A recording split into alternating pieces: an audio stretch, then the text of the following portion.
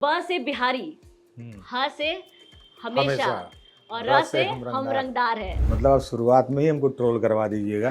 अरे बहुत से बिहारी, ह से हमेशा, र से हम रंगदार हैं। यही मैगी बन रहा है, यही चूल्हा रखा है। देखिए आज ये जिस इंसान को आप देख रहे हैं, आप कल से ये वर्दी में दिखाएंगे, आईएएस बन गए। जादूगर कुछ दिन में जादू दिखाएगा कि मैं बतासा को यूपीएससी बना दूंगा। कोचिंग के संस्थान में कॉमेडियन जा रहे हैं वर्कशॉप लेने और वो गालियां देते हुए एंट्री लेते हैं मंच पे। कॉमेडियन ऐसे रेंगता है मंच पर जैसे घड़ियाल आ गया है मार्केट में, और वहां लड़के सीटी बजाते हैं। आज देखिए कि बीपीएससी सबसे ज्यादा चर्चा में है बिहार में, खास करके बच्चे जा रहे हैं, पेपर लीक हो रहा है, मार खा रहे हैं। कितनों भी देवता मनाई, नौकरियां लागत नहीं खे। हो जाता पेपर लीक केहू साटत नहीं खे। जांग पे लैपटॉप लेकर राजधानी में जाते हैं ना, सेकंड एसी में, कान में हेडफोन लगाए हुए, इधर चार्जर लगाए हुए, चारों तरफ इतना तार, एक ट्रांसफार्मर में उतना तार नहीं लगा रहता है। कौन लोग हैं जो केवल सरकारी नौकरी चाहते हैं? बेरोजगार इसको कहते हैं, इनको निकम्मा कहते हैं। माए जो रोटी बेलते हुए तावा पर ऐसे ऐसे पलटते हुए पूछती है ना बाप से, का हो सुननी है रिजल्ट आइल बा कोनो। तो अभी के भोजपुरी में जिस तरीके के कंटेंट आ रहे हैं, उसको आप कैसे देखते हैं? बाप रे, उसको देख सकते हैं आप। भौजी का तो जन्म ही इसलिए हुआ है कि भोजपुरी गायक को गाना दे सके। तो क्या हो गया भौजी में? तो देखिए ना, भी भौजी पर वैसा गाना है। मतलब भगवान ही सोच रहा है, बाप रे बाप, सब बनाए, भौजी वापस ले लो यार। ये लोग क्या कर रहे हैं? मंच पर जो चुहाड़पनी करता है ये लोग, जो लखेरागिरी करता है, ये लोग कपड़ों बढ़िया पहनेगा, कोट उट, तो उसको भी ऐसे अड़चेगा। क्या कूद कूद के, फान फान के, चिल बानर कौवा जैसा करता है। कि अगर हमारी सरकार आती है तो आप अपने पति से, अपने बेटे से ये कह दीजिए कि इस बार छठ में जब आएंगे तो अगली बार यहाँ से जाने की जरूरत नहीं पड़ेगी। प्रशांत किशोर जी, तुम हथौड़ा से मारते हैं, माटी खुरपी से निकलता है। इस तरीके की बातें आप लिखते हैं, कभी ऐसा मन करता है कि अब राजनीति में आपको आना चाहिए? एक लेखक चुनाव कैसे लड़ेगा? भारत में चुनाव लड़ने के लिए जितना पैसा चाहिए, जितना बाहुबल चाहिए, जितने दांव पे चाहिए, उसमें आप एक हिंदी या अंग्रेजी के लेखक को कहाँ देंगे? जी उठेंगे एक दिन लड़ते लड़ते, हाय जी उठेंगे एक दिन मरते मरते, जीत ही लेंगे एक दिन लड़ते लड़ते। नमस्कार, बिहार तक देख रहे हैं आप और आपके साथ मैं हूं हर्षिता सिंह और स्वागत है आप सभी का हमारे खास कार्यक्रम आपकी बात हमारे साथ में। और इस वक्त जो इंसान हमारे साथ मौजूद हैं, उनका परिचय हम आपको देंगे कि वो कुछ इस तरह है कि बिहार के लाल हैं और आम लोगों की तरह ये भी आईएएस बनने का सपना संजोए निकलते हैं। दिल्ली के मुखर्जी नगर पहुंचते हैं, वो मुखर्जी नगर जिसे आईएएस जहां से निकलते उसकी फैक्ट्री कहा जाता है। लेकिन बिहार के लाल जब मुखर्जी नगर पहुंचते हैं तो उस गज भर के मकान, जिसको लोग मोटिवेशन के तौर पर दिखाते हैं, उस गज भर के मकान के अंदर जो असल सच्चाई है उसको बाहर निकाल के लाते हैं। ये कवि भी हैं, लेखक भी हैं, गांव गवई वाले जितने भी शब्द हैं, जितने भी लेखन हैं, उसको उतारने के लिए मशहूर है। स्वागत करेंगे बिहार के लाल नीलोत्पल मिंडाल का। नीलोत्पल जी, बहुत बहुत स्वागत है आपका। बहुत बहुत धन्यवाद आपका हर्षिता। तो नीलोत्पल जी, ब से बिहारी, ह से हमेशा और र से हम रंगदार है। मैं चाहती हूँ कि शुरुआत ही इसी से करते हैं। मतलब आप शुरुआत में ही हमको ट्रोल करवा दीजिएगा। जैसे रंगदार शब्द इस्तेमाल हम करते हैं, मैंने कई बार ये गीत गाया है, तो कई लोग जो दूध बिहारी हैं, जो बिहार छठ में जाते हैं जी, जो कभी होली में जाते हैं, जो ठेकुआ खा के निहाल हो जाते हैं, जो गांव से जुड़ी कुछ तस्वीरें कंप्यूटर पर देख के निहाल हो जाते हैं, वैसे डूड मुझे ट्रोल करने लगते हैं कि तुम लोग के कारण बिहार की छवि खराब है, तुम लोग रंगदार बोलते हो खुद को, हमें देखो, हम गुड़गांव में रंग उतर गया है हमारा, है ना, हम हैं मेहनत कश बिहारी। तो मैं सिर्फ उनको ये बताना चाहता हूँ कि जब मैं कहता हूँ कि ब से बिहारी, ह से हमेशा, र से हम रंगदार हैं, तो रंगदार का मतलब किडनैपर नहीं होता है जी। रंगदार का मतलब फिरौती उठाने वाला नहीं होता है। रंगदार का मतलब किसी को हड़का के जमीन हड़पने वाला नहीं होता है। रंगदार का मतलब जिसके पर्सनालिटी में कई रंग हों, जैसे छींटदार बोलते हैं हम लोग कि छींटदार चुनरी, तो उसी तरह कहते हैं रंगदार आदमी जिसमें कई रंग हैं, जिनके पर्सनालिटी में। खुसरो अपने यहाँ रंगदार शब्द इस्तेमाल करते हैं। तो मैं पहले तो विनती ये करूंगा कि इस शब्द को आप नकारात्मक तौर पे ना लें। अब मैं वो लाइन सुनाता हूँ जी। अरे बहुत से बिहारी, ह से हमेशा, र से हम रंगदार हैं, लिट्टी खा के मिट्टी कोड़े, अरे उर्वर टाल कछार है, सारी कंट्री भैया बोले हैं, हम सबके रिश्तेदार हैं, बिहार है रे बाबू हम बिहार हैं, बिहार है रे राजा हम बिहार हैं। क्या बात है! मतलब जितना खूबसूरत आप लिखते हैं उतनी खूबसूरत आपकी आवाज़ भी है। निलोत्पल जी, एक तो आप बिहार में पैदा हुए, यहाँ से झारखंड गए, पैदा बिहार में हुए, झारखंड गए, सब कुछ पढ़ाई-लिखाई वहाँ हुई, वहाँ से मुखर्जी नगर आए, वर्दी पहन कर के सिस्टम से चलने निकले थे, लेकिन हालात ऐसे बन गए कि गमछा बाँध कर के सिस्टम पलटने उतर गए। कैसे देखते हैं इस पूरी जर्नी को, जब निकले थे वहाँ से लेकर के आज तक को?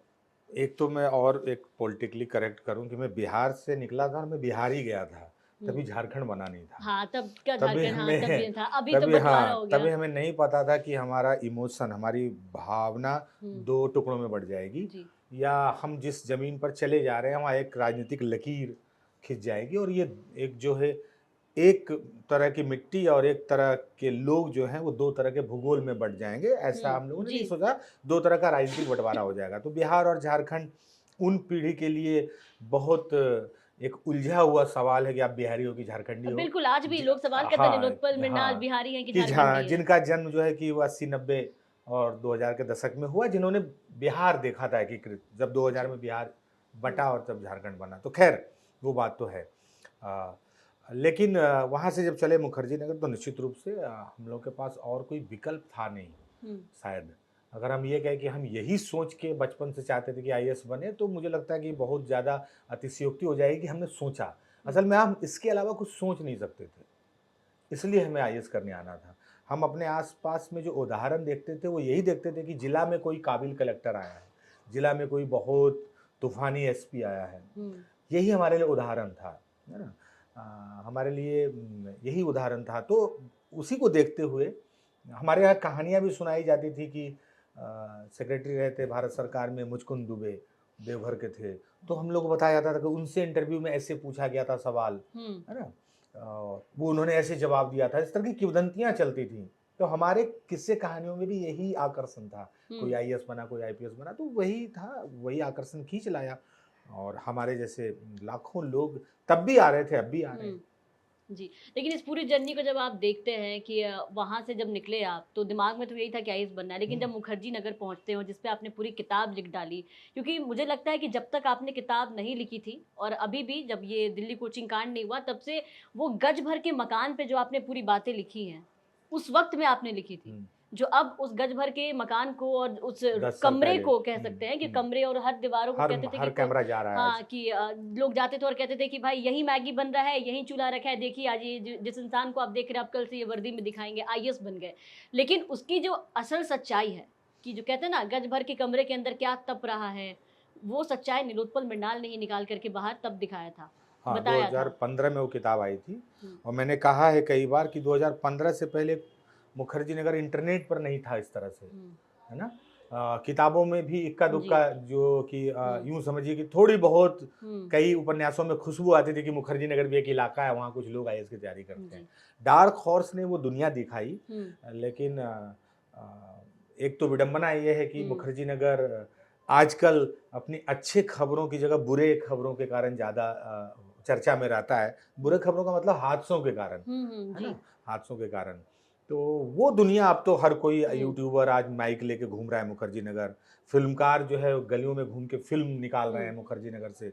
यानी कि यूपीएससी की तैयारी आज के दिन में सबसे ज़्यादा बिकने वाला मसाला है। हुँ, कॉमेडियन यूपीएससी पे कॉमेडी कर रहा है हुँ। ना? जादूगर कुछ दिन में जादू दिखाएगा कि मैं बतासा को यूपीएससी बना दूँगा, आईएएस बना दूँगा, अभी बतासा को मैं पोस्टिंग करवा दूँगा। अब वो दिखाएगा, है ना?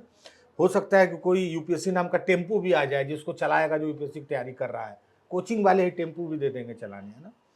तो इस तरह की जो दुनिया अब निकल के आ रही है, जो आकर्षण है यूपीएससी का, हुँ, मुझे इस बात का सुकून है, संतोष है हुँ, कि जो मैंने डार्क हॉर्स में दुनिया निकाल के दिखाई थी, जी, मैं कहता था कि एक तपती हुई भट्टी का सच मैं बता रहा हूँ, मैंने भूमिका में ही लिखा है। हुँ, वो सच एक दशक के बाद अब हर तरह के माध्यम से निकल के आ रहा है जी, बिल्कुल, और बिल्कुल। लोगों को तक जा रहा है। विडंबना ये है कि मैं हिंदी माध्यम में पढ़ा हूँ, हिंदी माध्यम से तैयारी की, हुँ, कि आज के दिन में मुखर्जी नगर परिणाम देने के मामले में शून्य के स्तर पे खड़ा है। हुँ, और संस्थान शिखर पे है, बिल्कुल। परिणाम शून्य पे है। ये जो विरोधाभास है, जो एक अर्थशास्त्र तो बना रहा है, लेकिन लड़कों को सफल करके हिंदी पट्टी का समाज शास्त्र समृद्ध नहीं कर रहा है, उसकी ताकत को पुष्ट नहीं कर रहा है। जहां पर सफलताएं निकल के आए, लड़के सिलेक्शन ले, लड़कियां सिलेक्शन ले, तो परिणाम शून्य है, संस्थान शिखर पे है। ये है आज का मुखर्जी नगर। जी बिल्कुल। और मुखर्जी नगर तब और भी ज़्यादा हाईलाइट हुआ, जो अभी दिल्ली में कोचिंग कांड आपने देखा, किस तरीके से छात्र मरे डूब करके। तो संस्थानों की जो सच्चाई है वो सामने आई। जब बच्चे खुल करके सामने आए तो उन्होंने बताया कि इस कमरे का जो किराया है उस हिसाब से फैसिलिटीज़ नहीं है, लेकिन उसी कमरे को पहले लोग एक मोटिवेशन के तौर पे देखते थे, मोटिवेशन के तौर पर। उसी दीवार को देखते थे मोटिवेशन के तौर पर कि यहाँ से निकले। लेकिन वही जो मोटिवेशन था वो सब गर्क में मिल गया जब वो बातें जब निकल करके सामने आई, जब चीज़ें आई, बच्चे भी खुल करके सामने आए। वो बच्चे लगता है मुझे पहले नहीं निकल के आ रहे थे। आपने क्या-क्या फेस किया जब आप मुखर्जी नहीं, नगर पहुंचे? तभी देखिए, संघर्ष तो सब हर पीढ़ी को है, लेकिन इस तरह का संघर्ष नहीं था। तभी रहना हमारे लिए मन भी लगता था रहने में, माहौल भी था, और सबसे जो बड़ी बात थी कि परिणाम निकल के आता था। मैं वहाँ बैठा हूँ तो मुझे पता चलता है कि भाई आपके बगल का कोई व्यक्ति सेलेक्ट हो गया है इस बार के रिजल्ट में। तो ये जो माहौल था, यही सबसे बड़ा मोटिवेशन था। मोटिवेशन वहाँ का माहौल इस तरह से था कि वहाँ परिणाम निकल के आते थे। आपको वहाँ की मिठाई दुकान पर कोई लड्डू खाते हुए, खिलाते हुए दिख जाए, आपको पता चल जाता था कि अच्छा रैंक 48 अभिषेक सिंह, अच्छा रैंक 46 मिथिलेश मिश्रा। ये वहाँ लगता था, अरे ये तो लगा दिए, ओ रैंक 144 अमित सिंह आईपीएस हो गए, अच्छा रैंक 99 भाई ये देखिए अतुल शर्मा है आईपीएस हो गए। ये हम लोग देखते थे कि अरे भैया आईपीएस हो गए, अरे भैया अमित भी आईपीएस हो गए, अरे मिथिलेश जी बॉस आईएएस हो गए, अभिषेक जी आईएएस। ये दिखता था तभी। तो यही मोटिवेशन था। All India rank, 3rd rank, मैं जिस संस्थान में पढ़ा हूँ सिहानता में, Ranjit sir, all India rank Hindi माध्यम से किरण कौशल जी 3rd रैंक लाई थी। अब आप सोचिए, ये था मोटिवेशन। आज संस्थानों के पास रिजल्ट के नाम पे क्या है, वर्कशॉप। मैं देखता हूँ कोचिंग के संस्थान में कॉमेडियन जा रहे हैं वर्कशॉप लेने, और वो गालियां देते हुए एंट्री लेते हैं मंच पे, वो रोस्ट करते हुए एंट्री लेते हैं। टीचर पेट पकड़ के ठहाका लगाता है, गुलटनिया मारता है लोमड़ी जैसा, है ना। कॉमेडियन ऐसे रेंगता है मंच पर जैसे घड़ियाल आ गया है मार्केट में, और वहां लड़के सीटी बजाते हैं। और वो सब एकेडमिक संस्थान में हो रहा है, प्रमोशन है ये। रोस्टिंग चल रहा है, एक टीचर दूसरे टीचर को रोस्ट कर रहा है। बिल्कुल, इसमें कहाँ चला गया पढ़ाई। इसलिए मैं कह रहा हूँ संस्थान शिखर पे है, परिणाम शून्य है। ये सब बदलाव आए हैं, और बहुत विभत्स बदलाव है, और बहुत निराशाजनक बदलाव है, और बहुत भयावह बदलाव है, ये जो भी बदलाव। ठीक है, जब आप मुखर्जी नगर पहुंचे तो जो आंदोलन आपने किया, गमछा बांध के जब आप निकले कि नहीं अब नहीं होगा, तो उस वक्त दिमाग में क्या चल रहा था आपके? क्या कुछ वहीं नहीं, से फिर आपने सिलेक्शन लेना था। हम लोगों ने सीसेट के खिलाफ आंदोलन किया। हमने कहा कि भाई सीसेट हमारे प्रीलिम्स में बाधक है, तो हमने सीसेट के खिलाफ लड़ाई लड़ी। ये मुझे लगता है कि इसके पहले इस तरीके से कोई सड़क पे नहीं उतरा होगा, कभी इनको लेके बगावत नहीं किया होगा। यूपीएससी की सुप्रीमेसी को, हाँ, यूपीएससी की सर्वश्रेष्ठता को, उसकी सर्वोच्चता को चुनौती किसी आंदोलन ने आज तक नहीं दिया। जी बिल्कुल। और भरोसा भी नहीं होता था। आज यूपीएससी के भी दरक जो है कि वो दरकने लगे हैं, आज उनकी भी छज्जे गिरने लगे हैं। आज तो यूपीएससी में उसकी चलनी में कई छेद है। आज लोग कह रहे हैं कि यूपीएससी भी सिलेक्शन की प्रक्रिया को पारदर्शी नहीं कर पा रही है। जब हम लोग पढ़ रहे थे तब यूपीएससी जैसी एब्सोल्यूट कोई संस्था नहीं थी, एकदम, जो कि एकदम ऐसा है कि जिसकी संप्रभुता को कोई चुनौती नहीं दे सकता है। संप्रभुता का मतलब कि उसकी पारदर्शिता को कोई चुनौती नहीं दे सकता है ना। तो वो था आज के दिन में, और तब हमने यूपीएससी के खिलाफ हम लोगों ने लड़ाइयाँ लड़ी, और यूपीएससी ने माना कि सीसेट को क्वालिफाइंग करना चाहिए। सरकार ने इस बात को माना कि इसको क्वालिफाइंग करना चाहिए। अफसोस इस बात का है कि अब तो लड़ाई और कठिन हो गई है। आज हर राज्य का युवा अपने आयोग के सामने रात को सो रहा है, कंबल उड़ के लड़ाई लड़ रहा है। अभी बीपीएससी के गेट के सामने भी प्रदर्शन हुआ था, जहां लाठियां चली, वो विद्यार्थी। अभी आज जब मैं आपसे बात कर रहा हूँ, अभी एमपीपीसीएस के लिए इंदौर के आयोग के सामने लड़के, वहां पर लड़कियां डटी हुई हैं। इसके पहले भी उत्तर प्रदेश के आयोग के सामने, जहां जाइए वहां आयोग की ऑफिस के सामने लड़के और लड़कियां लड़ रहे हैं। कितना, ये कैसा दौर आ गया है। बिल्कुल, इस पे भी मैं सवाल बस आने वाली थी, और ख़ास करके आप बिहार से हैं तो मैं बिहार की चर्चा करूंगी, क्योंकि देखिए बिहार के युवा सरकारी नौकरी की तरफ ज़्यादा भागते हैं। जैसा कि आपने कहा कि हमें कुछ पता नहीं था, आज के युवाओं को तो बहुत कुछ पता है, लेकिन उसके बाद भी देखिए कि बिहार में खास करके सरकारी नौकरी की जो मारामारी है ना वो ज़्यादा है, और युवाओं के दिमाग में भी एक है कि हमें सरकारी नौकरी लेनी है। हम इस बैकग्राउंड से भी आते हैं जहाँ बचपन से ही सिखाया जाता है, कहा जाता है, जैसे आपने कहा कि हमें कहानियाँ भी ऐसी सुनाई जाती थी, तो वही बात है कि हमें कहानियाँ भी बिल्कुल ऐसी ही सुनाई जाती है। तो आज देखिए कि बीपीएससी सबसे ज़्यादा चर्चा में है बिहार में, खास करके बच्चे जा रहे हैं, पेपर लीक हो रहा है, मार खा रहे हैं, सरकारें आ रही हैं, सरकारें जा रही हैं, लेकिन कोई सुनवाई नहीं हो रहा है। इस ठंड में बच्चे ठिठुर रहे हैं, आमरण अनशन पे बैठे हुए हैं, आपने भी अनशन किया, भूख हड़ताल किया आपने भी। काफ़ी मुझे लगता है कि बच्चों से रिलेट कर पाते होंगे आप कि वो दौर कैसा होता है। लेकिन इतना होने के बाद भी कोई ऐसी चीज़ सरकार की तरफ से नहीं दिखती है कि कोई ऐसा सख्त कानून ले आएँ या कुछ कर दें ऐसा कि एक डर हो पेपर लीक करने में। क्योंकि किसी की मेहनत मिट्टी में मिल जाती है, पानी में चला जाता है कि बच्चा इतना पढ़ के आता है, वहाँ गए तो पता चला पेपर लीक हो गया, साल बर्बाद। क्या कहेंगे इस पे आप? कितनों भी देवता मनाई, हुँ, नौकरिया लागत नहीं खे। हुँ, हो जाता पेपर लीक केहू साटत नहीं खे। तो सरकार से बच्चे कह रहे हैं कि परीक्षा के प्रणाली में जो भी सुधार जरूरी है वो करिए, हुँ, उसमें पारदर्शिता लाइए। सोचिए, दुनिया का कोई भी आयोग इस मांग को नाजायज कैसे ठहरा सकता है? हुँ, और दुनिया का कोई भी विद्यार्थी वर्ग अगर ऐसी मांग मांगने जा रहा है तो उसको गलत कैसे ठहराया जा सकता है? हुँ, और उसको मानने में क्या दिक्कत है? और जब ऐसे समय में जब हमारे पास संसाधन ज़्यादा है, इंटरनेट है, मॉनिटरिंग के इतने ज़्यादा सिस्टम है, उस वक्त जब वो चपड़ा का सील लगा के जब कॉपी आता था तब पेपर लीक नहीं हो पाता था, जब मोबाइल नहीं था, है ना? और तब जो है कि आसानी से हम मॉनिटरिंग कर लेते थे, जब कंप्यूटर नहीं था, जब ये सीसीटीवी कैमरा नहीं था, तब मॉनिटरिंग आसानी से कर लेते थे। संसाधन कम थे, लोग कम थे। और आज जब सब कुछ आप कह रहे हैं कि हम 5G के रथ पर सवार है हमारा समय, आज जब हम ग्लोबल शक्ति, डिजिटल शक्ति की बात करते हैं कि हमें डिजिटल इंडिया बना रहे हैं, वैसे टाइम में पेपर लीक जैसी समस्या अगर आएगी तो उसको, ये बहुत ही दुर्भाग्यपूर्ण है। और इसको जितनी जल्दी बेहतर कर लिया जाए बिना किसी राजनीति के, और ये कोई राजनीतिक मुद्दा है भी नहीं, ये देश के युवाओं से, नौनिहालों से जुड़ा भविष्य का मुद्दा है। लेकिन इसको राजनीतिक मुद्दा ही बनाया जाता है। बनाया देखिए जाएगा कि तो ये सरकारें दुर्भाग्य है। आते जाती तो हैं, फिर अभी वही- तेजस्वी जी जब सरकार में थे, बिहार की मैं बात कर रही हूँ, तो उस बात को वो उठाते हुए कहते हैं कि जब मैं था तो ऐसी चीज़ें नहीं हुई, जब विपक्ष में जाते हैं। लेकिन उनके भी कार्यकाल में हमने देखा कि कई ऐसी चीज़ें हुई, जहाँ बच्चे जब सड़क पे उतरे तो लाठियों की मार सहनी पड़ी, मैं उन्हें कह रहा हूँ खूब कि लाठी चाहे पीटी। तेजस्वी जी हों चाहे नीतीश जी हों, हुँ, संस्था तो वही है ना। हुँ, तो बीपीएससी अपना लीक साटे ना। क्या कोई तेजस्वी जी या नीतीश जी क्या करते हैं कि जब बीपीएससी अपना सिस्टम सुधारती है, लोग रात को जाकर नोच देता है कि काहे? ऐसा नहीं है। मैं कह रहा हूँ कि पूरे मैकेनिज्म को ठीक करने की जरूरत है, चाहे तेजस्वी जी करें चाहे नीतीश जी करें, और चाहे तेजस्वी जी के समय में हो चाहे नीतीश जी के समय में हो। बात यह है कि छात्र इसका वेट थोड़ी करेगा कौन आएगा और कौन करेगा।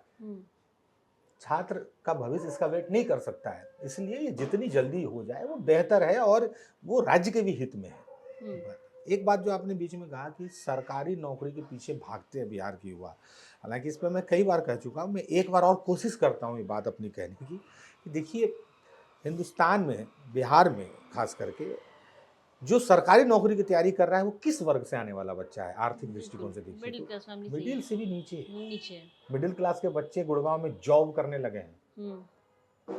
वो जो जांग पे लैपटॉप लेकर राजधानी में जाते हैं ना, सेकंड एसी में, कान में हेडफोन लगाए हुए, इधर चार्जर लगाए हुए, चारों तरफ इतना तार, एक ट्रांसफार्मर में उतना तार नहीं लगा रहता है ना। और वो चिप्स खाते हैं, हम लोग 20 रुपया वाला खाते हैं, वो लोग गुड़गांव वाला जॉब वाला सब 40 रुपया का तिकोना वाला कोई चिप्स आता है, क्या उसको बोलते हैं, कुछ और बोलते हैं, क्या बोलते हैं भगवान जाने क्या बोलते हैं, कुछ बाइट्स कुछ बोलते हैं, वो खाता है वो लोग। ये लोग नहीं चाहता है सरकारी नौकरी, और यही लोग फेसबुक पर बैठ के और इंस्टाग्राम पे बैठ के बोलता है ये कौन लोग हैं जो केवल सरकारी नौकरी चाहते हैं, बेरोजगार इसको कहते हैं, इनको निकम्मा कहते हैं। तो मिडिल क्लास तो भारत का हो गया सेट, तो भाई तुम करो ना जो तुम कर रहे हो, मिडिल क्लास वाले तुम बिजनेस करो ना, तुम बनो एंटरप्रेन्योर। हम जाके बोल देंगे, सुपौल के लड़का को बोलने में जीभ टेढ़ा हो जाएगा। मैथिली बोलने वाला, बज्जिका और भोजपुरी बोलने वाला, अंगिका बोलने वाला लड़का एंटरप्रेन्योर बोले कैसे? पहले बनेगा तो बाद में जी। तो जिसके पास, जिसके बाप के कमाई रोज की 200 रुपये है, 300 रुपये है, 400 रुपये है, जिसकी माँ रोटी गिन के बना रही है और झींगा सिंहा के खा रही है, उसका बच्चा अगर 10 किताब लेके पटना के किसी कमरे में चूहेदानी में बैठ के, फटा हुआ मच्छरदानी के बीच में बैठ के, जहां मच्छर तरस खा के नहीं काटता है, इसको क्या ही काटेंगे, कितना खूने है इसके पास। वो बच्चा अगर एनसीईआरटी का किताब लेके अपना तकदीर बदलना चाहता है तो आप उसको समझा रहे हैं कि सारे लोग सरकारी नौकरी पीछे क्यों कर रहे हैं। आप हमको बताइए किस उद्योगपति का बेटा या किस आईएएस का बेटा वहां पटना के महेंद्रू में बैठ के रेलवे की गैंगमैन की तैयारी कर रहा है कि सरकारी नौकरी कुछ भी लग जाए तो कर लेंगे। है ऐसा क्या लोग? नहीं, वो लोग कर रहे हैं। तो जिनके पास कोई संसाधन नहीं है, जिनके पास सरकार ने विकास नहीं पहुंचाया, जिसके पास हमने कोई संसाधन नहीं पहुंचाया, जिनके पास हमने कोई अवसर नहीं पहुंचाया, अगर वो अपने भरोसे किताब 10 ठो लेके बैठा हुआ है 10 साल से, ये आप नहीं सकिएगा हमारा तकदीर बनाने, हम ही कोशिश करते हैं अपने से बना के। जिसको नहीं चाहिए लोन, 1 लाख रुपया के लोन में क्या बेचेगा? मुर्गा बेचेगा पटना के गंगा जी घाट के किनारे बैठ के कढ़ाई में, क्या बेचेगा? आप वो लड़का अगर बनना चाहता है, सरकारी नौकरी करना चाहता है, जिससे उसकी सामाजिक प्रतिष्ठा बढ़ जाती है, जिससे उसके जीवन में एक सुरक्षा आती है, वो एक प्रतिष्ठापूर्वक जीवन जीने लगेगा, क्या दिक्कत है लोगों को? इतना गुस्सा का है सरकारी नौकरी के प्रति भाई? कौन लोग सरकारी नौकरी करना चाहते हैं ये तो देखिए। हाँ, बिल्कुल। एक कलेक्टर का बेटा नई दौड़ में शामिल है, एक उद्योगपति या एक अच्छे व्यवसायी का बेटा इस दौड़ में नहीं शामिल है। जिसको मारुति का शोरूम है, उसका बेटा मारुति के शोरूम में बैठ गया है इतना मोटा चेन लगा के, पता कर लीजिए। उसका बेटा थोड़ी जाके रेलवे का फॉर्म भर रहा है। तो किसको रोक रहे हैं? सरकारी नौकरी करने वाले निकम्मे हैं, बेरोजगार हैं, कहाँ जाएं? ये सड़क, ये बोरिंग रोड और पटना महेंद्रू में किताब लेके जा रहे हैं इसलिए ठीक है सब कुछ। इनसे किताब छीन लोगे, सड़क पे आ जाएंगे। जब सड़क पे आ जाएंगे तो फिर आपसे पूछेंगे कि रोटी कहाँ है, फिर रोकिएगा सड़क पर। जब सैलाब उमड़ेगा तो फिर बचाइएगा। और बिल्कुल वही चीजें बिहार में हो भी रही है कि लोग किताब, आपने कहा कि किताब छीन लोगे तो सड़क पे उतरेंगे, किताब हाथ में, लेकिन फिर भी सड़क पे उतरना पड़ रहा है। तो उतरना पड़ रहा है, फिर भी अधिकार की रक्षा के लिए। बहुत सकारात्मक बातें कर रहे हैं वो। जी बिल्कुल, साल भी बर्बाद हो रहा है, बिल्कुल लोग मारे मारे फिर रहे हैं। और ऐसा नहीं है कि जैसे सरकार जब ऐसी चीजें देखते हैं तो कई नेता ऐसे हैं बिहार में जो खुल करके कह देते हैं, कह रहे सबको नौकरी ही दे देंगे, या फिर इस तरीके से। सबको कहाँ देना है, ये तो मैं कह रहा हूँ, उनको देना जो वंचित हैं, जिनको आप कुछ नहीं दे पाए हो जी, उनको नौकरी भी नहीं दोगे तो वेलफेयर स्टेट क्यों है? क्या है वेलफेयर स्टेट की अवधारणा में? नौकरी कोई निषेध है? नौकरी कोई खराबी है? सरकार जारी करे, कोई लॉजिक जारी ही कर दे कि नौकरी देना असल में देश को बर्बाद करना है। क्या बात कर रहे हैं लोग, आप सोचिए। सरकार करे तो करे, सरकार तो फिर भी डरती है, सरकार कम करती है, हमारे बीच के लोग ज्यादा करते हैं। ये जिनका पेट भरा हुआ है ना, जिनके वो क्या बोलते हैं, ये दहिया पर इस तरह रॉयल एनफील्ड का जैकेट रखा हुआ है, वो ज्यादा ही सब बात बोल रहे हैं, क्योंकि वो ठीक है, वो भरे पेट वाले हैं। उनको नहीं पता है वहाँ खिचड़ी बना के खाने वाले का दर्द, उनको निकम्मा समझ रहे हैं। वहाँ माए जो रोटी बेलते हुए तावा पर ऐसे ऐसे पलटते हुए पूछती है ना बाप से, का हो सुननी है रिजल्ट आइल बा कोनो, ये देले रहे ना मंटुआ इहो वाला परीक्षवा। ये पूछने वाले माँ बाप का एहसास नहीं जान पाएंगे हम लोग। इंस्टाग्राम और फेसबुक पर ही लिखते वक्त सबको नौकरी क्यों चाहिए? चाहिए भाई, क्योंकि तुम कुछ नहीं दे सकते हो किसी को, इसलिए उनको खुद की मेहनत से नौकरी चाहिए। और जनसंख्या इतनी है, वंचित लोगों की संख्या इतनी है कि वो आ रहे हैं आपके रेस में। क्या दिक्कत हो रहा है आपको? किसी को भी क्या दिक्कत होना है? ये बात है। सही बात है। उन बच्चों के भविष्य को लेकर के आप क्या कहेंगे जो सड़कों पे हैं आज, लेकिन कुछ हो नहीं पा रहा? उनको क्या कहना चाहेंगे उनको कि किस तरीके से वो कैसे सिस्टम से लड़ के कई लोग थक गए। जब उनके पास हम जाते हैं, उनसे बातचीत करते हैं, तो उनका यही कहना है कि भाई जब तक शरीर में जान है हम तो लड़ रहे हैं, लेकिन अब ऐसा लगता है कि सिस्टम से कहीं ना कहीं हम थक रहे हैं इन चीज़ों से। जैसे हमारे यहाँ फिजिकल एजुकेशन के कुछ टीचर्स जुड़ते हैं, हमारे यहाँ लाइव में जुड़ते हैं, अपनी व्यथाएं हैं, सरकार से भी लगातार हम सवाल पूछते रहते हैं, और वो सवाल एक ही करते हैं कि जिनकी नौकरी नहीं है उनकी तो नहीं है। लड़कों का ये है कि भाई हम क्या करें, ना तो हमसे कोई शादी करेगी, उम्र भी जा रही है। लड़कियों का भी ये कहना है कि हम अपना घर परिवार सब कुछ छोड़ के आते हैं, ससुराल से जो लड़कियां शादीशुदा हैं वो भी सड़कों पे आती हैं, कह रहे हमारा परिवार भी एक टाइम को ऐसा हो गया है कि साथ देना छोड़ चुके हैं। और जो जॉब में है, फिजिकल एजुकेशन टीचर की मैं बात कर रही हूँ, 8,000 रुपये उनको मिल रहा है। अब आप इस यही मैं कह रहा हूँ, वो छोड़ दीजिए, प्राइवेट में जाएगा, पटना, मुजफ्फरपुर, भागलपुर में पिज्जा हट में काम करेगा, कितना पैसा मिलेगा? सही बात। अब उदाहरण तो सब दे देगा कि वो स्टीव जॉब, जॉब नहीं है, स्टीव जॉब्स बना रहा है। पहले जॉब खोजें। बिहार कहाँ से जॉब जनरेट कर रहा है? क्या बिहार आईटी हब बन गया है? बिहार में साइबर हब है जैसे गुड़गांव में है। बिहार में डीएलएफ बिल्डिंग बना रहा है। एक वो होटल ताज खुला है तो खैनी लोग देखता है, अगर कितना हो, एक और कमरा का दाम हो। और लोग कह रहे हैं कि बिहार बदल रहा है उसी ताज इसी से ताज से बिहार को बदल रहा है। तब ताज में ट्रेंड एमबीए का लड़का आके नौकरी कर रहा होगा, ताज में चल जाएगा मुजफ्फरपुर का लड़का घुस कर नौकरी करने, क्योंकि आप एमबीए पढ़ा रहे हैं बिहार में, कितना निकाल रहे हैं, प्रोडक्शन वहाँ कर रहे हैं।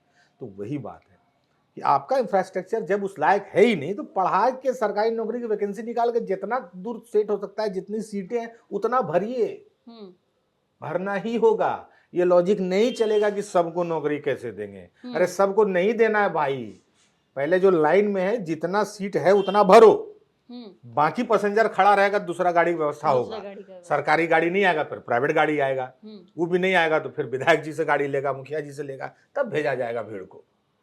पहले सरकारी बस तो भरिए। देश का सब वैकेंट सीट भर गया क्या सरकारी नौकरी का? ये लोग बिना फॉर्म का डाल रहे हैं। अच्छा, फॉर्मुआ देता है सरकार की, लड़का लोग घर में छापता है फॉर्म। ये जो वैकेंसी का जो अखबार में सीट निकलता है, ये कहाँ का है? ये जब सरकार ही ना देती है तो उसको भरे ना, पहले उसको भर दे। स्कूल बिहार में रखा हुआ है, झारखंड में जाके देखिए, और उत्तर प्रदेश में एक स्कूल में जहाँ 84 लड़का है, वहां पर 2 टीचर है। इधर से छड़ी मारता है तो लाने के दूसरे लड़का को भेजता है, क्या उतना दूर अकेले कहाँ से लावेगा? डस्टर चला के मारता है तो खो जाता है कहाँ चल गया 84 को लड़का में। 1 टीचर है, 2 टीचर है, भरे ना। के पाठक जी इतना उन्होंने काम किया, उनका जलवा था। हाँ, वही मैं कह रहा था, के पाठक जी उन्होंने बहुत सुधार की कोशिश की। एक आध जगह मैंने वीडियो देखा कि एक जगह वो गए तो वहाँ स्कूल ही नहीं था, मास्टर था, क्योंकि डर से आ गया था। तो बोले भाई आप लोग आ गए, स्कूल कहाँ? कहा यही सर, चटाई उचाई बिछा यहाँ सर, पेड़ के नीचे। मतलब ये बिल्डिंग जो है वो कागज में है, पारित हो गया है, मतलब कि इसका वो प्रोजेक्ट बन गया है, और अभी बना नहीं, बिल्डिंग नहीं बना है, बाकी जो है प्रोजेक्ट बन गया है कि हाँ बनना है बिल्डिंग। तो और आप कह रहे हैं सरकारी नौकरी क्यों? अरे जितना चाहिए उतना को भरिए, और इन लड़कों को आप इससे डिगा नहीं सकते हैं कि सरकारी नौकरी नहीं चाहिए। सबको पता है सरकारी नौकरी ही इस देश में एक गरीब जब मैं बोल रहा हूं तो उसमें जाति नहीं, कोई भी जाति शामिल है। बिल्कुल बिल्कुल, ये बात तो है। ऐसे जो लोगों ने 1 से लेके 10 तक, ए से लेके जेड तक, हाँ, जो भी गरीब और कमजोर परिवार से है उसको तुरंत रातों रात खड़ा करने का एक ही मैकेनिज्म है, सरकारी नौकरी, और वो होगा खड़ा। उसको आप नहीं अपने लॉजिक से काट सकते हैं। क्यों उसको इससे वंचित करें? उसको खड़ा होना है, उसको होना चाहिए। किसको समझा दीजिएगा सरकारी नौकरी नहीं?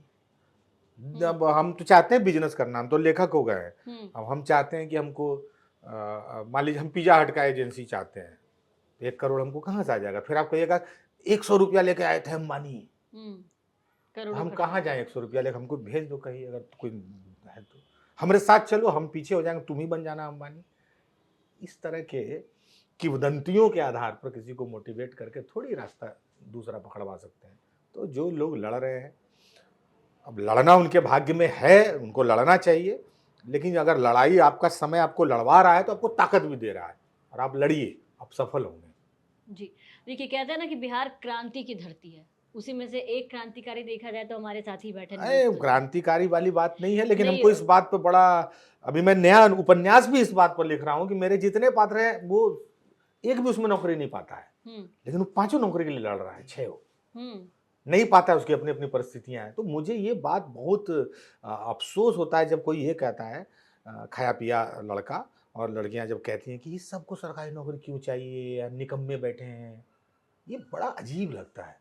मैं ये देखती हूँ कि बिहार में जब कोई चीज़ें होती हैं और जब वहाँ भीड़ आती है तो उसको ज़्यादातर बेरोजगार कहते हैं। जैसे मैं अभी तो आगे चर्चा हम करेंगे, लेकिन जैसे पुष्पा 2 की मैं बात कर लूँ, जब पुष्पा 2 का ट्रेलर लॉन्च हुआ, बहुत वायरल वीडियोज है, आपने देखा होगा किस तरीके की भीड़ गांधी मैदान में जब उमड़ी, तो लोगों ने क्या कहा कि अरे ये ही भीड़ है जो बेरोजगारों की भीड़ है। संडे का वक्त लोग जब गए तो उस भीड़ को भी कहीं ना कहीं, जो बाहर के लोग हैं उस बिहारी भीड़ को कह रहे हैं कि ये बेरोजगारों की भीड़ है, इनके पास कोई काम धंधा नहीं है, तो ट्रेलर लॉन्च में इतना भीड़ जमाने के लिए चले आए हैं। तो साउथ में तो जब हीरो निकलता है घर के बाहर तो उतना भीड़ जमा हो जाता है जी। वहाँ बेरोजगार लोग, ये सब खैर सब हल्की फुल्की बातें लोग करते रहते हैं। हाँ, क्रांति की बातें मैं कह रही थी कि क्रांति की धरती है। अब जैसे नीलोत्पल मृणाल जब निकले आईएएस बनने के लिए, तो वहाँ से जब कुछ नहीं हुआ, आंदोलन किया, सब कुछ आई, उसके बाद आप अपना रास्ता आपने बदला, लेखक बन गए। लेकिन बात यह है कि हर कोई नीलोत्पल मृणाल नहीं बन पाता है, तो लेखक वैसे नहीं लोग बन क्या पाता है, हाँ वही मैं कह रहा नीलोत्पल हूँ मृणाल कि वो नहीं नहीं नीलोत्पल लेखक की मृणाल बात मैं बनना नहीं कह कोई रही हूँ। महत्व का ही नहीं है। मैं ठीक है, कहता हूँ कि लेखक हाँ, भी नहीं मैं कह रही हूँ, उनके पास कोई विकल्प नहीं होता है। मैंने बहुत से ऐसे लोगों को जो आंखों के नहीं होता सामने है ना, हारते देखा है। यही मैं कह रहा हूँ तो कि ये कहाँ जाए, मोटिवेशन आप कैसे उनको कैसे मोटिवेट यही करना मैं कह रहा हूँ चाहेंगे? कि कहाँ जाए। कहाँ जाएंगे? आप अगर उसको ईश्वर का दिया हुआ कोई गुण नहीं है हम्म तो उसको फिर वही पिज्जा हट में नौकरी करवाना है, स्टारबक्स में नौकरी करवाना है। वो जाके जारा के शोरूम में खड़ा रहेगा जाड़ा में, है ना, जहाँ वो कोट पहने हुए है, वो जब शटर गिराता है कोट वो खुलवा लेता है, फिर अपना स्वेटर पहन के बाहर आना पड़ता है, तो वो वहाँ रहेगा। इसी को देश को कहा जा रहा है कि औद्योगिक विकास है, प्राइवेटाइजेशन में कैरियर है, इसको कहा जाता है। यही मैं कह रहा हूँ कि अगर सरकारी नौकरी की मारा मारी में बहुत साथी जब पीछे रह जाते हैं तो उनको ये समय इतना कठिन है कि उनको एक प्लान बी तो रखना ही होगा। और प्लान बी इस तरह से हो सकता है कि आप जो पढ़ रहे हैं उसका सदुपयोग करिए। उसका सदुपयोग इस तरह से करिए कि आज इंटरनेट की दुनिया में पढ़े हुए लोगों की इतनी कमी है कि जो कुछ भी पढ़ा भी रहा है तो वो भी एक करियर है, क्योंकि पढ़ाने वाले उचक्के हो चुके हैं। अब तो इसमें इतने लोगों की जरूरत है, जिनको हमने टीचर समझा वो उचक्कागिरी कर रहे हैं, कूद कूद के फान फान के चिल बानर कौवा जैसा करता है मंचों पर, है शीर्षासन में खड़ा हो जाता है, सांप लपेट लेता है, ऐसे करके रिझाता है। जो शिक्षिकाएं हैं जुल्फ मार रही हैं, घटा में पानी आ जाता है स्क्रीन में, झरझर झरझर बहने लगता है, आग चिंगारी लगा रहा है। यानी कि शिक्षण के क्षेत्र में उचक्के आ गए। टीचर यूट्यूबर फटीचर हो गए, यूट्यूबर टीचर हो गया, टीचर यूट्यूबर हो गया, सब घालमेल हो गया। ऐसे वक्त में एक सेंसेबल पढ़ा लिखा आदमी भी इस देश के लिए बहुत काम का आदमी है और उसको कहीं भी कुछ ना कुछ मिल सकता है। वो पत्रकारिता के क्षेत्र में जा सकता है, टीवी के और प्रोडक्शन के क्षेत्र में जा सकता है जहाँ कहानियाँ लिखे रहा है, फिल्मों के निर्माण की वजह है, राजनीतिक दलों को ऐसे समझदार लोगों की ज़रूरत है, वहाँ जा रहा है। सरकार को भी अब चूंकि जब सरकार बहुत जगहों पर अब प्राइवेट सलाहकार नियुक्त करा रही है, कई जगह पर लोगों की भर्तियाँ हो रही हैं, तो कहीं ना कहीं आपका पढ़ा लिखा होना काम आएगा और आप उसको एक विकल्प के तौर पर रखिए निश्चित रूप से। और दूसरा ये जरूर है कि कुछ ना कुछ तो करना ही होगा, लेकिन ये आपके मूल प्लान में नहीं हो सकता। ये आपका प्लान बी प्लान सी हो सकता है कि जब कुछ नहीं करेंगे तो छोटा मोटा व्यापार से भी शुरुआत करेंगे। और कौन सा ऐसा लड़का है जो 10 साल IAS की तैयारी करने के बाद जाके जमीन में धंस गया? वो तो कहीं नहीं जाके कुछ ना कुछ तो कर ही रहा है। तो ये बताने और जताने की बात थोड़ी है, कहीं ना कुछ कर रहा है। जब उससे नहीं हुआ 10 साल में तो समोसा भी अगर बेच रहा है तो उसको बेचने का सलीका आता है, वो दोना बना रहा है, उसमें ब्रांड लगा रहा है अपना, है ना। और वो समोसा भी बेच रहा है तो उसके पास एक मार्केटिंग का तरीका है, पढ़ के आया है, लिख के आया है, तो ये उनके जीवन में काम आएगा। मेरा मूल बात ये कहना है कि पढ़ा लिखा जाया नहीं जाएगा, आप यकीन मानिए, धैर्य धरिए, लेकिन प्लान ए आप अगर तैयारी कर रहे हैं तो प्लान ए नौकरी, और प्लान बी में आपके पास कई विकल्प है जिस पर आप अपना काम कर सकते हैं अपने अपने हुनर और अपने अपने रुचि के अनुसार। ठीक है, आप पहले के बिहार और अब के बिहार को कैसे देखते हैं? अगर इन चीज़ों को छोड़ दिया जाए, अगर मैं एक काम को लेकर के बोलूँ, 20 साल हो गए, देश जी विराजमान है सत्ता पे, साथ में कोई रहता है लेकिन सत्ता में वही रहते हैं, तो किस तरीके से देखते हैं बिहार को, बिहार के भविष्य को? बिहार का वर्तमान तो इस तरह है जैसे हम लोग अब बिहार में, इसमें कहीं को दो राय नहीं है कि अपराध कम हुआ, इसमें कहीं को दो राय नहीं है कि अब बिजली रहने लगा, सड़कें आ गई, शहर बदले, शहर की दुकानें खुल गई, ये बदला है, शहर बदला है मतलब लोग, है ना। तो कुल मिला के जो स्थितियां हैं बिहार की, कई कॉलेजेस, प्राइवेट कॉलेज बहुत खुले और बहुत तरह की चीज़ें आई, है ना। तो ये तो आया, लेकिन लोगों की स्थितियों में कोई बहुत ज़्यादा बदलाव नहीं आया। जो आप बिहार में असल में जो बदलाव आप देख रही हैं उसमें बाहर रहने वाले बिहारियों का भी योगदान ज़्यादा है। जैसे कि मान लीजिए आप मुजफ्फरपुर में देख लीजिएगा, कोई बढ़िया आउटलेट खुल गया तो आप उसका मूल जब पकड़िएगा तो पता चलेगा इनके मालिक दिल्ली में रहते हैं, दिल्ली में रहते हैं, उन्होंने यहाँ पैसा लगाया है क्योंकि इनका एक भाई जो था चचेरा यहीं रह गया था, तो उसको कहे कि तुम देखना उखना, हम तुमको पूंजी देते हैं। तो उन्होंने फर्स्ट क्राई का एक आउटलेट खोल लिया जो बच्चा कपड़ा बेच रहा है मुजफ्फरपुर में या भागलपुर में। तो वो जो बदलाव आ रहा है उसमें अप्रवासी बिहारियों का भी योगदान ज़्यादा है। बदलाव बड़ा तब आएगा जब वहाँ रहने वाले बिहारी अपने जीवन में बदलाव ला पाएंगे। बिहार में लेकिन सबसे अभी बड़ा तत्काल मुद्दा। लॉ एंड ऑर्डर जी। मतलब अपराध जिस तरह से आप हम्म। अभी पटना में हम मुझे लगता है कि 12 बजे रात को तारामंडल के पास बिल्कुल गुपचुप बिल्कुल खा के घर बिल्कुल। लौट सकती हैं, आपको डर नहीं लगेगा। जी बिल्कुल हादसा हो जाना किसी के साथ भी हो सकता है, लेकिन हम्म। आपको एक ओवरऑल माहौल जो पटना में आपको रहेगा, बिल्कुल। तो आप 1 बजे रात को भी तारामंडल से अपने घर आ सकती हैं घूम के, हाँ गोलगप्पा ये खा के, लिट्टी खा के।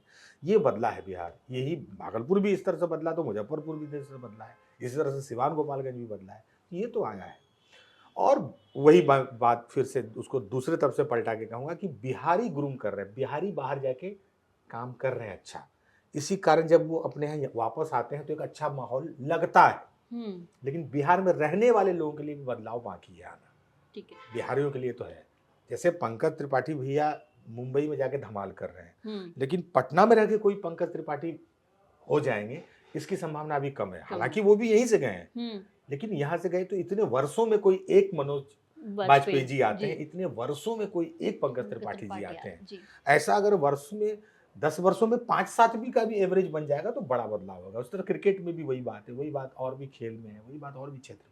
जी बिल्कुल। अब पलायन को लेकर के मैं बात करना चाहूँगी, क्योंकि आपने पलायन पे भी लिखा है। मैं चाहूँगी कि उस पे भी आप कुछ सुनाएं, और पलायन के मुद्दे पे भी आप देखिए कि सरकारें जितनी भी आती हैं वो दावा खूब करती हैं। अभी भी लोगों ने कहा कि हम आएंगे तो पलायन रुक जाएगा। प्रशांत किशोर आए तो उन्होंने भी दावा किया। प्रशांत किशोर क्योंकि अभी देखिए कि उपचुनाव में उन्होंने पॉलिटिकल एंट्री मारी ली, पार्टी वार्टी बना ली, विधानसभा चुनाव में वो उतरने वाले हैं। जी बिल्कुल। हाँ, और उन्होंने ये कहा है कि महिलाओं के बीच में जाकर के खास करके कहा कि आप लिख लीजिए कि अगर हमारी सरकार आती है तो आप अपने पति से, अपने बेटे से ये कह दीजिए कि इस बार छठ में जब आएंगे तो अगली बार यहाँ से जाने की जरूरत नहीं पड़ेगी।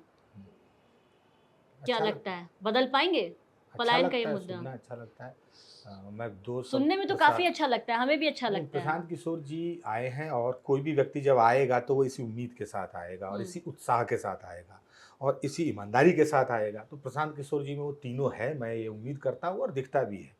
लेकिन प्रशांत किशोर जी मुझे लगता है कि बिहार की राजनीति को कितना अभी समझ पाएंगे। बिहार की राजनीति की ज़मीन बहुत भावुक है और बिहार की राजनीति की ज़मीन पर बहुत रूखापन बर्दाश्त नहीं किया जाता है। प्रशांत किशोर जी का बिहार की राजनीति में जो गेस्चर है जो उनका, वो एक मॉनिटर की भांति है कि जैसे एक पुराने खंडहर सरकारी स्कूल में कोई कॉन्वेंट का लड़का अचानक से आ गया है और वो स्कूल की व्यवस्था पर उंगलियां उठा रहा है, हेडमास्टर तक को कहता है कि तुमको बढ़िया से कपड़ा पहन के आना चाहिए। पुष्पम प्रिया चौधरी की याद दिला रहे हैं। मतलब वो उनका एक सेंसेबल वर्जन है और ज्यादा क्षमतावान वर्जन है, आप ये समझ सकते हैं। जी, है ना? तो आप यही उसको कहते हैं। हालांकि पुष्पम प्रिया चौधरी तो शायद बोलती नहीं थी, मैंने उनकी आवाज नहीं सुनी है इंटरनेट पर भी कभी, मैंने नहीं सुनी है। जैसे गांव में लोगों से मिलती होंगी, मतलब उनकी आवाज सुना है कभी नहीं। तो और वो तो एक रहस्यमय पर्दे में रहती थी, कोरोना के टाइम में आई थी, तो पहले नेतृत्व देखेगा बिहारी तभी तो चुनेगा। तो प्रशांत किशोर जी को हम तो देख पा रहे हैं कि वो आ रहे हैं, जा रहे हैं, बातें कर रहे हैं, संगठन भी उन्होंने बनाया है ऑर्गेनाइज तरीके से, बहुत उसके चुनाव लड़वाया उन्होंने, तो उनका बड़ा ऑर्गेनाइज तरीके से काम चल रहा है। लेकिन बिहार दिल्ली की तरह राजनीति वाला मैदान नहीं है जहाँ पर अचानक से कोई केजरीवाल आएंगे और छा जाएंगे। बिहार हो या उत्तर प्रदेश, वहाँ की राजनीतिक जमीन के जो रेसे हैं, जो जमीन की जो मिट्टी है वो बहुत टाइट है, उसको बहुत हिसाब से खुरपी मारना होगा, है ना?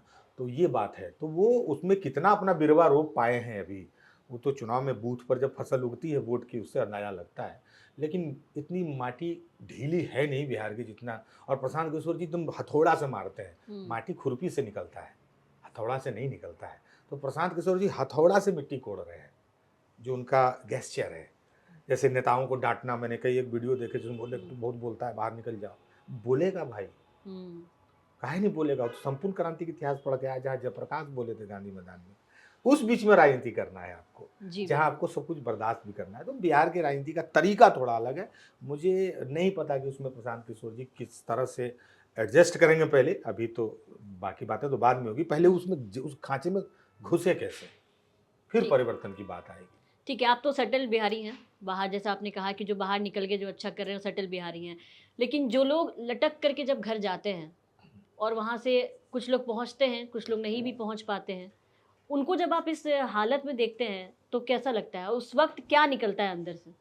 मैं वही कह रहा हूँ कि हाँ, दो वर्ग है ना बिहारियों का। एक बिहारियों का भाई जो मैंने कहा कि जो गुड़गांव और ग्रेटर नोएडा में है, जिनके पास पैसे, वो एरोप्लेन टिकट कटा के जा और रहे हैं सेफ्टी जान पर जो लैपटॉप रखता है, 24 घंटा वो काम में रहता है बेचारा, उसको जीवन में छुट्टी है नहीं तो ट्रेनों में का है लैपटॉप लगे ले रखेगा। तो वो जो बेचारा वर्ग है वो एक अलग है। एक वर्ग वही है जो लटक के जा रहा है, जो छठ में जाता है मर के, लटक के, होली में जाता है, दिवाली में जो लटक के, और उस वर्ग के लिए तो चुनौतियां बहुत बड़ी हैं। उस वर्ग को बिहार में लाने के लिए आपको बिहार में जो आमूलचूल परिवर्तन चाहिए, जो उद्योग में चाहिए, जो इंफ्रास्ट्रक्चर में चाहिए, वहाँ पर बिहार भी बहुत दूर है। और एक मैं बात बिना कोई लाग लपेट के बोलूँ हर्षिता जी, कि वहाँ ऐसा कोई पॉलिटिकल नेतृत्व नहीं है जो बिहार में इन सब बातों को लेकर परिवर्तन के बारे में सोचता हो। जी ठीक है। आप लिखते हैं और उन चीज़ों को आप अपनी किताब पे उतारते हैं जो आप आसपास देखते हैं और जो लोग वाकई में फेस करें, मतलब काफ़ी ज़मीनी चीज़ें आप लिखते हैं, जो ज़मीन पे आप देखते हैं, ज़मीनी हकीकत, उस चीज़ों को आप किताब में उतारते हैं और वो लोग कनेक्टेड फील भी करते हैं आपसे। यही वजह भी है, आप देखिए कि आज के जनरेशन में जहाँ इंग्लिश की तरफ लोग ज़्यादा बढ़ते हैं, वहाँ नीलोत्पल मंडाल की किताबें धमाल मचा दी जाती हैं कि लोग हिंदी पढ़ना शुरू कर देते हैं। लेकिन आजकल के जैसे हमारे जनरेशन के बच्चों की अगर हम बात करें तो ज़्यादातर इंग्लिश की तरफ उनका झुकाव ज़्यादा है, लेकिन जब आपकी कोई किताब आती है तो लोग उसको हिंदी में पढ़ते हैं। तो आपको अगर हम आपसे जानना चाहें कि जिस तरीके की बातें आप लिखते हैं, कभी ऐसा मन करता है कि अब राजनीति में आपको आना चाहिए? मेन स्ट्रीम राजनीति में आने का मतलब होता है चुनाव लड़ना ना। जी बिल्कुल। और किसी पार्टी में कोई पद लेना, यही होता होगा। दो चीज उसमें भी ज़्यादा मज़ेदार और ज़्यादा दिखने वाला विजिबल है चुनाव लड़ने ना। हम जैसे लोगों को जो भी लिख रहे हैं और जिनको समाज स्वीकार कर रहा है, हमको इस काम से भी दखल देना बेहतर है। मैं राजनीति में ही हूँ। जिस दिन से मैंने लिखना शुरू किया, जब हम समाज के मामलों पर हस्तक्षेप कर रहे हैं, लिख रहे हैं, इसी को राजनीति कहते हैं। एक्चुअली राजनीति का गोला इतना छोटा कर दिया गया है कि जो पार्टी में है और जो चुनाव लड़ रहा है वही राजनीति करता है। हाँ, हालांकि फेसबुक पर लोग बहुत बोलते हैं, क्या रे आज तुम दशहरा के दिन ऐसा पोस्ट डाला, बहुत राजनीति कर रहा है, इस टाइप की बातें लोग बोलते हैं। तो कुछ लोग लिए राजनीति का कैनवास इतना बड़ा है कि मैंने किस रंग का गमछा डाला है उससे भी राजनीति तय कर देते हैं। लेकिन एक्चुअली इस देश में राजनीति का मतलब सामान्य तौर पर समझा जाता है किसी पार्टी से जुड़ा होना और वो क्या बोलते हैं चुनाव लड़ना। मैं जिस राजनीति में हूँ वहाँ पर है कि मैं अपने कलम से, अपने गीत से, अपनी बातों से जितना राजनीति को प्रभावित कर सकूँ वो करने की कोशिश करूँगा। और चुनाव लड़ना कोई अपराध इस देश में है नहीं और कोई बहुत बड़ा ऐसा इंद्रासन भी नहीं है जिसको मिल जाने के बाद तो फिर आदमी गजब हो जाता है, ऐसा भी नहीं है। जो लोग चुनाव जीतते हैं, ऊपर जाते हैं, हारते हैं, फिर वहीं आपको अभी भी दिखेंगे जो लोग हारे हुए लोग हैं कहीं भी। कहने का सिर्फ इतना मतलब है कि भारत में एक लेखक चुनाव कैसे लड़ेगा। भारत में चुनाव लड़ने के लिए जितना पैसा चाहिए, जितना बाहुबल चाहिए, जितने दांव पे चाहिए, उसमें आप एक हिंदी या अंग्रेजी के लेखक को कहाँ देखती हैं। अंग्रेजी के लेखक के पास पैसा है तो फिर बाहुबल कहाँ से लाएगा, कट्टा कहाँ से लाएगा बेचारा। अगर वो ले आएगा तो फिर मदारीगिरी कहाँ से सीखेगा। हम लोग मदारीगिरी जानते हैं। मान लीजिए मुंगेर घर है मेरा, तो और भी अदरवाइज भी व्यवस्थाएं मान लीजिए हो सकती है, फिर पैसा कहाँ से लाएगा। फिर उसके लिए लेखक लुटेरा हो जाए, लूटे, फिर ये सब जमा करे, तब चुनाव लड़े। कुछ मिला के वो एक ऐसा गलियारा है जहाँ घुसे की फंसे, है ना। मान लीजिए कोई पार्टी आपको ऑफर करती है टिकट कि ठीक है आपसे पैसे नहीं ले रही है, मतलब नीलोत्पल मंडाल जैसे लोग, क्योंकि बिहार के युवा काफी कनेक्ट भी करते हैं, तो उस वक्त आप क्या करेंगे? युवा इस देश में चुनाव नहीं लड़वाता है, चुनाव पार्टी लड़वाती है, लेकिन पैसे से लड़वा जाता जनता का भी सवाल है, मैं जनता तो होता है, लेकिन वो जैसे अभी कोई देखेंगे तो बोल देंगे भैया आपके जैसे लोगों की हमें जरूरत है, तो क्या करेंगे? तो आप फोन करो, हमारा कुछ हो सके तुम करो, यही जरूरत हम लोग पूरा कर सकते हैं। मैं एक लेखक हूँ और मैं बहुत मन से लिखना चाहता हूँ, क्योंकि मुझे लगता है मैं जिस क्षेत्र में हूँ वहाँ बहुत गिने चुने लोग हैं जो हस्तक्षेप करके लिखना चाह रहे हैं। जैसे आप बहुत सारे एक्टिविस्ट लेखक को देखिएगा कि वो अपनी बात में बहुत एक्टिविस्ट है फेसबुक पोस्ट में, लेकिन उसको उपन्यास लिखने बोलिएगा तो नहीं लिखेगा, उसको डर लगता है बिकेगा कि नहीं बिकेगा। वो फिर लिखिएगा बहुत सेफ चीज जो बिक जाए। अब तुरंत फिल्म की दुनिया की बात करेगा, मैं फिल्मों में लिखना जा रहा हूँ, मैं फिल्म की बात कर रहा हूँ, मेरे किताब में फिल्म आई, अभी मैं फिल्म वाले के साथ बैठा हूँ, तुरंत पकड़ लेगा दूसरा ट्रेन इससे उतर के। मैं कम से कम अपने पाठकों के हौसले के कारण मैं हिम्मत रखता हूँ कि मैं बार बार वही चीज़ लिख रहा हूँ जो इस समाज में हो रहा है। अभी जो मैं उपन्यास लिख रहा हूँ उसके 1000 खतरे हैं उस उपन्यास के। क्यों? क्योंकि उसका हर पात्र नौकरी की रेस में जा रहा है, उसका समाज ऐसा है जो बोलता है उसमें से कोई आदमी नौकरी मत करो फालतू चीज़ है, कोई बोलता है प्राइवेट बड़ा चीज़ है, लेकिन वो उसके बीच में संघर्ष कर रहा है। कहीं प्राइवेट की भी अपनी चुनौतियां हैं, उसकी अच्छाइयाँ वो भी हैं। तो अब आप सोचिए कि ये खतरा उठा के उपन्यास कौन लिखेगा। खाली मुंह से क्रांति कर दें हम अभी आपके पॉडकास्ट में, किताब लिखें तो उसमें लिखें जब राहुल को आंचल से प्यार हुआ तो मेघा बरसी, है ना। और फिर जो है उसमें रोमांटिक गाना लिखने लगे, 2 वीडियो बनाए, फिर आपसे कहें कि अगर आप मतलब कि इस दिसंबर में अगर आप पागल हो जाना चाहते हैं तो मेरी किताब जरूर लें 40% छूट पर विश्व पुस्तक मेले में, बसंत के मौसम में क्यों न पढ़ रहे हैं प्रेम कहानी। ये मैं नहीं कर रहा हूं ना, मैं क्यों खतरा उठा रहा हूं, मैं कह रहा हूं मैं बसंत के मौसम में लाऊंगा खुरदरा उपन्यास जो खरच दे, चाक करे सीने को, वो लाऊंगा। तो ये जो मैं कर रहा हूं, ये जो मुझे पाठक हिम्मत दे रहे हैं, बहुत बड़ा काम है। मुझे यही करने का वो हिम्मत देते रहे, यही मेरे समय की मेरे लायक सबसे अच्छी राजनीति यही है। प्रेम की बात की आपने, प्रेम से मुझे एक सवाल याद आ गया कि मुखर्जी नगर में काफ़ी वक्त रहे, मुखर्जी नगर का जो इश्क है वो कितना मुकम्मल होता है? उस पर बहुत किताबें आई हैं। नहीं, मैं आपके मुंह से सुनना चाहती हूँ। नहीं, कई होता भी है, नहीं भी होता है। उस पर तो अभी इतना अच्छा 12th फिल्म आया ना, हाँ, तो 12th उसमें फेल, लेकिन मुकम्मल अगर दिखाया क्योंकि गया। आप वहाँ रहे हैं तो कितना नहीं, मुकम्मल होता वही क्या? है वो 12th फेल के हम लोग जिम्मेदारियां रहती है दिमाग में कि घर, क्योंकि एक तरफ प्यार भी है, जैसे हमने 12th फेल में देखा और मनोज शर्मा जी ने विधु कहा विनोद भी। चोपड़ा जी ने इतना पैसा लगा के जो बात आपको दिखाया, हाँ, वो बात आप मुफ्त में हमसे क्या सुनना चाहते हो, इतना मेहनत से दिखाए हैं वो कि तो प्रेम दुनिया ने कितना देखा सफल करता है। जी। और मैं मनोज सर का खुद पहले तो सम्मान इतना करता था, और वो व्यक्ति इतने अच्छे, इतने सरल हैं कि वो आप अपने आप उस व्यक्ति का सम्मान करने लगेंगे। और मजे की बात है, और ये कितना अच्छा है कि श्रद्धा जी भी उतनी ही मतलब कि बिल्कुल। जमीन से जुड़ी हुई है, और उतनी ही उनका भी स्वभाव उतना मिलनसार और इतना लोगों के लिए सहयोग करने वाला रहा है। तो इन लोगों की जोड़ी ही अपने आप में इस बात की गवाही है कि अगर उस प्रेम सकारात्मक दिशा में होता है तो उसका परिणाम क्या होता है। इसलिए मैं कह रहा हूँ कि जिस बात को विधु विनोद चोपड़ा ने इतनी मेहनत से स्क्रीन पर दिखाया है, तो आप मुखर्जी नगर का परिणाम तो देख सकती हैं कि कितना सुखद भी होता ठीक है। है, एक आखिरी सवाल आपसे कि कई युवा नेता हैं बिहार में, उस किसमें आपको भविष्य दिखता है, कि या फिर लगता है कि अच्छा कहते, तेजस्वी यादव का नाम लेना चाहूंगी, प्रशांत किशोर के बारे में तो बातें कर ली हमने, कन्हैया कुमार, कैसे देखते हैं? दोनों दोनों तेजस्वी यादव ने अपने को तो अभी सिद्ध किया है। आज के दिन में नीतीश कुमार के सामने कौन सा चेहरा है? तेजस्वी तेजस्वी यादव। कन्हैया कुमार को अगर बिहार जाके राजनीति करना शुरू करें तो उनकी भी संभावना है। चिराग पासवान ने अपने को प्रूव किया ही है, भी 5 के 5 सीट लाया है उन्होंने, जी। और आज के दिन में वो बिहार में बहुत संभावनाओं वाला चेहरा है। अब इन तीनों की पार्टियां अलग हैं, लेकिन अगर आप मुझसे एक बिहारी होने के नाते जी। बिहार के युवा नेताओं की संभावनाओं के बारे में पूछेंगे, तो इन्होंने आपने जो तीनों नाम लिए हैं उसमें से कोई भी मुझे बंजर नहीं दिख रहा है। सब में अपनी अपनी संभावना है, सब अपनी अपनी विचारधारा की जमीन को कितना उर्वर करके उस पर कैसी फसल उगाएंगे, ये भविष्य की बात है। लेकिन अगर भविष्य किसका उर्वर है तो ये तीनों संभावनाओं से भरे हैं, कन्हैया कुमार भी, तेजस्वी यादव भी, और ये जो चिराग पासवान जी, ये निश्चित रूप से। ठीक है, जाते जाते मैं चाहूंगी आप कुछ ऐसा सुनाएं जो आपने लिखा, तो बहुत कविताएं लिखी हैं आपने, बहुत से कहते भी हैं आप, जो आपके दिल के सबसे करीब हो। ऐसे तो मैंने अभी कुछ दिन, 1 महीना पहले मैंने 2 पंक्ति सुनी थी। एक आपको, एक भोजपुरी के गीतकार बड़े हैं और गायक हैं जिनके गाने ने एक बार बिहार झारखंड की राजनीति को आंदोलित कर दिया था। एक कैसेट आया था, अलगा भइल झारखंड, मिसरी मलाई खैलू कैलू तन बुलंद, अब खैहर शकरकंद अलगा भइल झारखंड। आनंद मोहन नाम है उनका, आनंद मोहन जी, और सीनियर है। उनको मैंने हारमोनियम बजाते हुए एक ऐसे कहीं इंटरनेट पर एक गाना सुना था, 2 पंक्ति मुझे याद है, वो अटकी हुई दिमाग में। अभी किसका गीत है मुझे नहीं पता, मैंने आनंद मोहन जी को सुना था।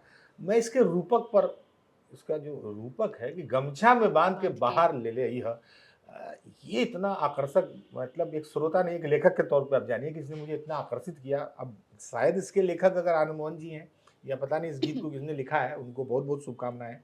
ऐसे गीत भोजपुरी में, इस तरह के गीत लेके आए तो क्या बात है। भोजपुरी आज की गीतों की भी जो भोजपुरी, दुनिया है। हाँ, पहले की भोजपुरी पे अगर, क्योंकि आपने बात छेड़ दी तो चर्चा कर लेते कि पहले की जो गाने हम भोजपुरी में सुनते थे और अब के जो भोजपुरी गाने आ रहे हैं, और कुछ लोग तो देखिए कि पहले जिन्होंने काम किया, सांसद भी हैं, एक तो खैर चुनाव हार गए इस बार, लेकिन 2 सांसद भी हैं, तो अभी के भोजपुरी में जिस तरीके के कंटेंट आ रहे हैं उसको आप कैसे देखते हैं? बाप रे, उसको देख सकते हैं आप? हम तो देखते ही नहीं है, क्योंकि उसको देखिएगा कैसे। गजब, ये मतलब क्या ही बताऊं मैं, भोजपुरी का धुन इतना मेलोडी, इतना मेलोडियस है, इतना प्यारी धुन इनके आते हैं, इतना अट्रैक्ट करते हैं कि क्या बताएं। अगर वो उस धुन में कुछ अच्छा लिखेंगे तो इतना ही मिलियन जाएगा, तो 400 मिलियन तब भी देखा जाएगा, क्योंकि वो धुन अपील करता है, इनका लाइन नहीं, इनको ये भरम है। कि इनकी अश्लीलता इनको हिट कर रही है। वो धुन इतना जादुई है कि वो अपील करता है। अब इनको कौन समझाए, इनके राइटर्स को कौन समझाए कि तुम ऐसे गीत लाओ। मैंने अभी क्या कहा कि जब भरत शर्मा जी गा रहे थे या जब आनंद मोहन, इनके सामाजिक कुरीतियों पर इन्होंने इतने इतने गीत लिखे हैं। मैं तो उनको अपने इस समय का भिखारी ठाकुर मैं मानता हूँ, लेकिन वो आदमी आपको 100 मिलियन सुनने वाले लोग नहीं है। विनय बिहारी जी अब लिख रहे थे, विनय बिहारी जी राजनीति में आए, मंत्री विधायक रहे, मंत्री रहे। विनय बिहारी जी जिस तरह का गीत लिख रहे थे, वैसे लोग कहाँ लिख नहीं रहे हैं लोग। तो अब ऐसे ऐसे गीत आ रहे हैं तो नहीं देखा जा सकता। मैं इस पर क्या ही बोलूंगा। ऐसा लगता है कि भोजपुरी में जिस तरीके के गाने आ रहे हैं, कहीं ना कहीं उसकी वजह से बिहार की भी छवि खराब हो रही है। देखिए, गीत तो भोजपुरी में अश्लील आ रहे हैं, वो हर जगह के रीजनल भाषाओं में अश्लील गीत आ रहे हैं। हाँ, भोजपुरी हिट है तो ज्यादा दिख रहा हरियाणवी भी अगर हम सुने तो वहाँ भी है अश्लील गीत। सवाल वो नहीं है, सवाल ये है कि जो भोजपुरी का स्टार है वो क्यों दिखता है अश्लील, ये बड़ा सवाल है। उसको थोड़ा सा पढ़ लिख लेने में, क्योंकि बहुत क्रिकेटर ऐसे हैं जो अनपढ़ हैं। अनपढ़ का मतलब कम पढ़े हैं, है ना। लेकिन उनसे आप बात करिए तो जेंटलमैन लगते हैं ना, या उन्होंने सीखा ना बोलना, उन पर मेहनत हो रही है ना, कि वो जब दुनिया के किसी मंच पर खड़े होते हैं तो हाँ इंडिया के क्रिकेटर है। भोजपुरी वाले अपने में ये क्यों नहीं लाते हैं कलाकार, ये ज्यादा चिंता का विषय है। गीत तो आज बदल जाएगा, आज कलम का रंग बदले तो गीत बदल जाएगा। ये खुद को क्यों नहीं बदले, ये हरदम लखेरा बने रहने में ये अपनी ताकत क्यों मानते हैं, हरदम बेहुदे की तरह बात करने को ही अपनी ताकत क्यों मानते हैं। ये क्यों नहीं आपस में बात करते हैं कि अरे बाबू, हमनियों के तनी अगर दिखी भला करी भला जैसन, तनी हमनियों के करो आदर्श हो सके कि कोई आईएएस की तैयारी करे वाला लड़का हमारा कहे कि भोजपुरी के जो गीतकार हमन या जो गायक हमन हमर या हीरो हमन हमारा आदर्श हमन, ये करे में का जाता है। ये भाषा के प्रॉब्लम थोड़े हो, हम भोजपुरी में कह रहे बानी नु, तो भोजपुरी में गावे वाला, भोजपुरी में फिल्म में काम करे वाला, ओकरा अपन पूरा औरा बदले पड़ी। ओकरा लगा था कि लखेरा गिरी करे में ही। कल में भोजपुरी का एक ऐसी रील आ गया, एक गायिका थी, उसके साथ 2 गायक गा रहे थे, अब वो ऐसी हरकत कर रहे थे। ये हरकत भोजपुरी भाषा से हो रही है क्या, या उस व्यक्ति के अंदर का प्रॉब्लम है? बिल्कुल उस वो मंच पर जो चुहाड़पनी करता है लोग, जो लखेरागिरी करता है ना, तो ये सब करता है, ये क्यों करता है? और लोग हो ताली मारते हैं। तो ये बदलना होगा। ये सामाजिक विमर्श का विषय है। ये चाटो लखेड़ा से बदलेगा नहीं, लेकिन ये सब ही दिखता है मंच पर, तो इन लोगों को थोड़ा अपने में परिवर्तन लाना होगा। बढ़िया कपड़ा पहनता देखते हैं, महंगा, ये लोग कपड़ों बढ़िया पहनेगा, कोट उट, तो उसको भी ऐसे अड़चेगा लगेगा कि क्या करे, बटन तोड़ देगा। वही कोट आप मनोज वाजपेयी जी को पहना दीजिए तो ले भाई वो कोट पहन के आए, यही पहना दीजिए भोजपुरी किसी गायक को, ऐसा अड़ेचेगा और उसको नाच के तोड़ देगा, बांस के खंभा में फंसा देगा जाके। क्या उसको नाचना है, उस तरह से गुलटानी मारेगा, गुलाटी मारेगा जाके कहीं बांस के खंभा में या माइक टैग में फंस जाएगा, फाड़ देगा। क्या करता है पता नहीं। उसके बगल में हीरोइन खड़ी रहती है तो उसका एक ही लक्ष्य रहता है कि बस किसी तरह से बस परंपरा और जो क्या बोलते हैं सम्मान और जो विरासत ध्वस्त कर दिया जाए। 2 मिनट भी उसके बगल में हीरोइन या कोई गायिका खड़ी नहीं रह सकती है अपने पूरे इज्जत आबरू के साथ। 2 मिनट हुआ कि उसको लगता है टाइम आउट तो नहीं हो रहा है, लोग ही तो नहीं मान लेगा भला आदमी हो का हो, ये केकरा बोला लेनी पैसा दे के महाराज खेले ने के देखावती, तो उसको ऐसा लगता है। क्यों लगता है भगवान जाने। एक तो इन लोगों को गाना में जो इन लोगों को गाना इन लोगों को लगता है, भौजी का तो जन्म ही इसलिए हुआ है कि भोजपुरी गायक को गाना दे सके।